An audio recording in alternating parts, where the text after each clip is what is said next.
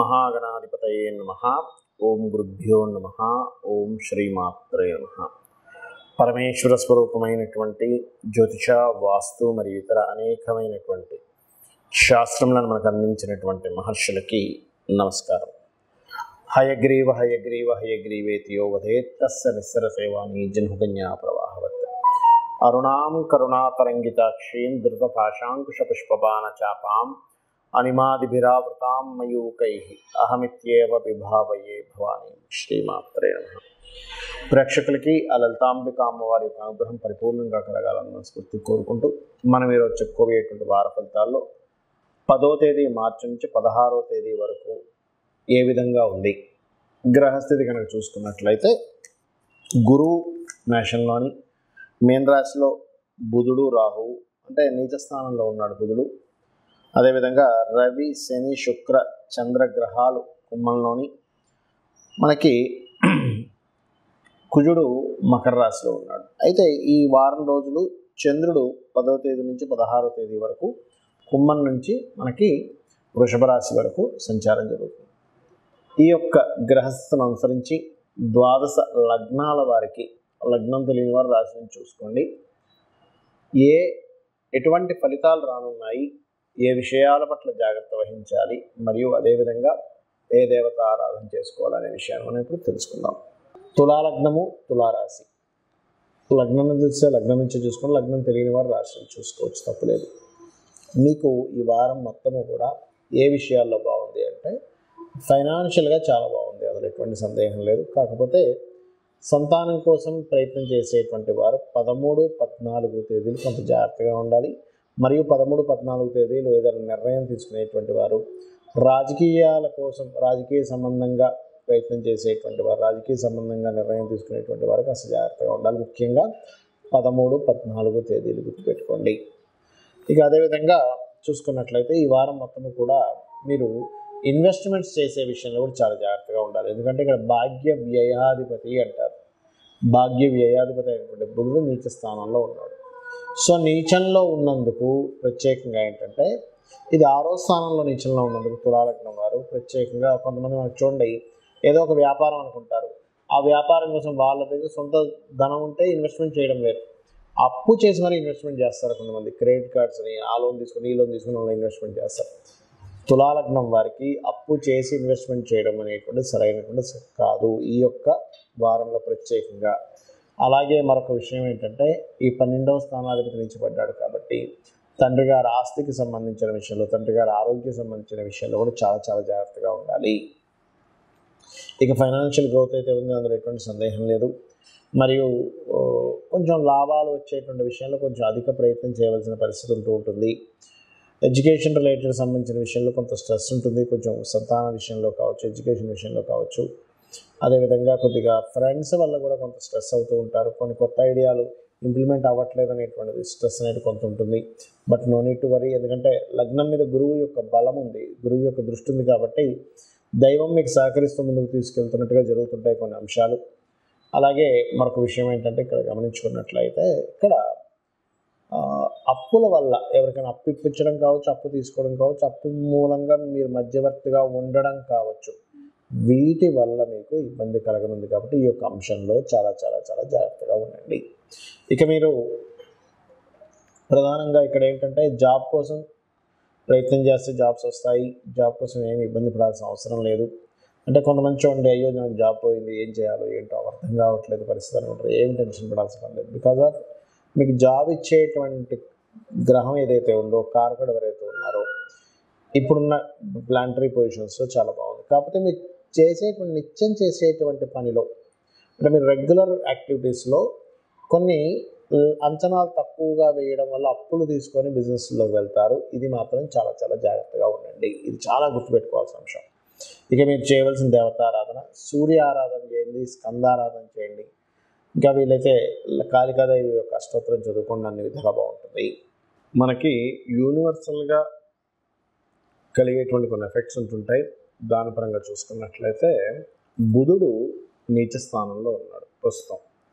కాబట్టి అందరూ కూడా ఈ రాశి వారా, ఈ లగ్నం వారా అని కాదు, ముఖ్యంగా బుధగ్రహం అప్పులకి, వ్యాపారానికి, రిలేషన్స్కి కారకుడు. అప్పులు, వ్యాపారము, రిలేషన్స్ ఈ యొక్క విషయంలో బుధుడు నీచ స్థానంలో ఉన్నంత కాలము కూడా చాలా జాగ్రత్తగా ఉండాలి. ఇవే కాకుండా ఏదైనా కొత్త వ్యాపారం ప్రారంభించడానికి కూడా చూసుకొని ప్రారంభించాలి బుధ నీచ స్థానంలో ఉన్నప్పుడు. కాబట్టి తొందరపడి చాలామంది ఏం చేస్తారంటే ముహూర్తాలు ఉన్నాయని చెప్పి పెట్టేసుకుని ఉంటారు. బట్ ఏ గ్రహం బాగుందో ఆ గ్రహ సంబంధించింది బాగున్నప్పుడే ఆ గ్రహ కారకత్వాలను అనుసరించి ముహూర్తాలు పెట్టుకోవాలి. కాబట్టి బుధగ్రహం నీచ స్థానం వెళ్ళిపోయే వరకు కూడా ముహూర్తాల జోలికి తొందరగా వెళ్ళకండి. ఇంకా తప్పదు. కొన్నిసార్లు ఎలా ఉంటుందంటే ఏమండి మాకు కంపల్సరీ అవ్వాలి, లేకపోతే మాకు రెంట్స్ పడతాయి అన్నప్పుడు ఖచ్చితంగా నేను చెప్పేది ఒకటే, బుధగ్రహం నీచంలో ఉంది కాబట్టి విష్ణు సహస్రనామాలు రెగ్యులర్గా వింటూ, పెసలు అంటారు, పెసల్ని గ్రీన్ కలర్ వస్త్రం కలిపి ఆ రెండింటిని దానంగా ఇవ్వండి. ఇచ్చినట్లయితే ఒక 7 సార్లు ఇవ్వండి, 7 వీక్స్. అప్పుడు మీకు బుధగ్రహ నీచంలో ఉన్నటువంటి దోషం చాలామందికి కొత్తగా వ్యాపారం ప్రారంభించాలనే కాదు, కొంతమందికి ఎలా ఉంటుందంటే చేస్తున్న వ్యాపారంలో కూడా సరైనటువంటి ఫలితాలు రావు. అటువంటి వారు ఖచ్చితంగా ఈ పరిహారం చేయండి. ఇంకా వీలైతే బిల్వపత్రంతో శివార్చన చేయండి, చక్కటి ఫలితాలు వస్తాయి. బుధగ్రహం ఇచ్చేటువంటి నెగిటివ్ ఫలితాలు తగ్గుతాయి. ఇక మరొక విషయం ఏంటంటే మనం గోచార ఫలితాలు మాత్రమే కాకుండా ముఖ్యంగా మీరు చూసుకోవాల్సినటువంటి మీ యొక్క జన్మజాతక ఫలితాలు. అంటే మీ లగ్నం ఎలా ఉంది, మీ లగ్నాధిపతి ఉన్న స్థితి ఏమిటి, మీరు జన్మించినప్పుడు ఉన్నటువంటి తేదీ, సమయము, నెల, సంవత్సరము, ప్రాంతము, అంటే ఎక్కడ పుట్టారు, వీటిని బట్టి మీ యొక్క లగ్నం ఏమిటి అనేటువంటి తెలుస్తుంది. 12 లగ్నాల్లో ఆ లగ్నం ఎలా ఉంది, దాని పొజిషన్ బట్టి మీ లైఫ్ ఉంటుంది, మీ తత్వం ఉంటుంది, మీ యాక్టివిటీస్ ఉంటాయి, మీ నేచర్ ఉంటుంది. ఎవ్రీథింగ్ మీ లగ్నాన్ని బట్టి ఉంటుంది. అసలు మనిషిని చూడకుండా జాతక చక్రాన్ని చూసి చాలా సింపుల్గా ఈ వ్యక్తి ఇలాంటి వాడు అని చెప్పి 100% చెప్పచ్చు, డౌట్ లేదు. కాకపోతే లగ్నం మారకూడదు పుట్టిన సమయంలో. ఒక్కోసారి సంధి లగ్నం అంటారు.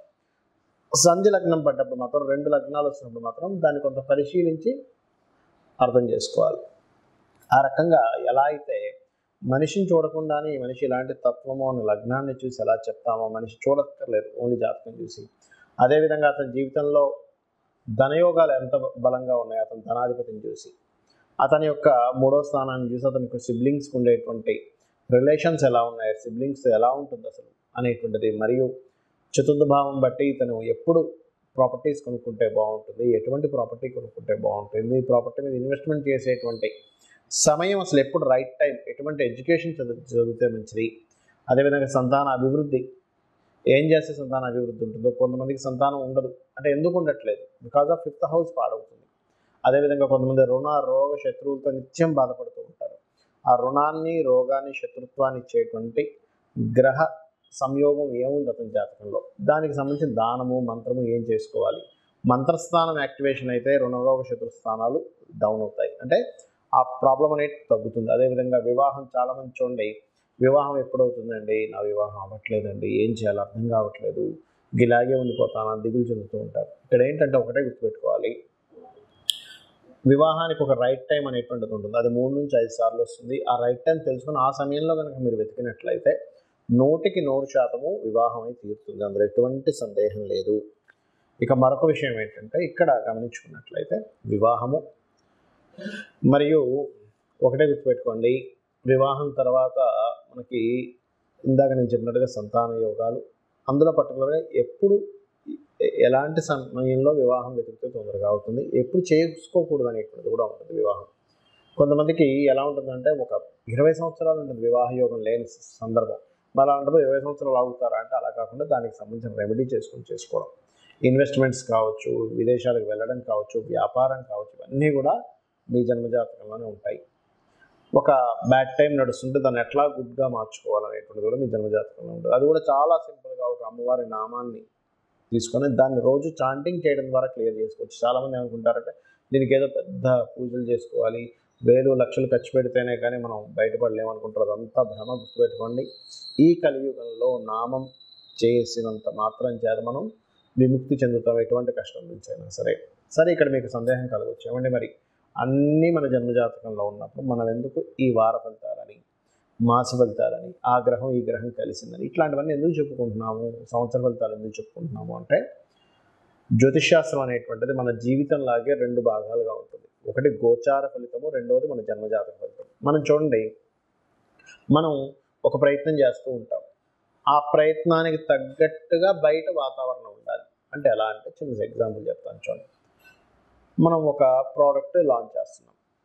ఉదాహరణకి స్కూల్ బ్యాగ్స్ అమ్ముదాం అనుకున్నాడు ఒక వ్యక్తి. కొత్త వెరైటీగా స్కూల్ బ్యాగ్స్ తయారు చేశాడు. This is the right time. ఎందుకు అంటే నెక్స్ట్ స్కూల్స్ ఎండాకాలం సెలవులు వస్తాయి, దాని తర్వాత అవుతుంది. అలా కాకుండా మీరు కనుక జూన్ తర్వాత, అంటే స్కూల్స్ అన్నీ స్టార్ట్ అయిపోయి ఒక 2 నెలల తర్వాత మీరు స్కూల్ బ్యాగ్స్ అమ్ముతాంటే ఎవడు కొనుక్కోడు. ఎందుకు? అది ఆల్రెడీ కొనేసుకున్నారు, జనాలు తీసేసుకున్నారు. అది రైట్ టైం కాదు. అంటే బయట ఉండే మార్కెట్ని ఎప్పుడు ఏది అమ్మాలి, ఎప్పుడు ఏది సేల్ చేయాలి, ఎటువంటి మార్కెట్లో ఎటువంటి వాటికి డిమాండ్ ఉందని ఎలా తెలుసుకొని మనిషి వెళ్తాడో, అదేవిధంగా ఒక దగ్గరికి వెళ్ళాలంటే ఇంత సమయం పడుతుంది, కానీ ఇప్పుడున్న టైం పరంగా ట్రాఫిక్ జామ్ ఎక్కువ ఉంటుంది కాబట్టి వెళ్ళడం కష్టం అని ఎలా డిసైడ్ చేసుకుంటాడో, హాఫ్ అన్ అవర్లో వెళ్ళాల్సింది 1.5 అవర్ 1 అవర్ పట్టొచ్చని ఎలా క్యాలిక్యులేట్ చేస్తాడో, అంటే ఇతని ప్రయత్నము బయట ఉండే వాతావరణం. సేమ్ టైం గోచారం కూడా అంతే. అంటే ఇప్పుడున్న గోచారం ఎంతవరకు మీకు సహకరిస్తుంది, మీ యొక్క జన్మజాతకంలో మీరు చేసే ప్రయత్నం, మీరు రెగ్యులర్గా చేసే ప్రయత్నానికి ఏ రెమెడీ చేసుకోవాలి, దిస్ ఈజ్ ది టాపిక్ అనమాట. అంటే ఏంటి, ఇది క్యాలిక్యులేషన్, పర్ఫెక్ట్ క్యాలిక్యులేషన్. సో ఇది తెలుసుకొని మీరు ఆ అమ్మవారి యొక్క అనుగ్రహాన్ని పరిపూర్ణంగా పొందాలని మనస్ఫూర్తిగా కోరుకుంటూ, శ్రీమాత్రే నమః.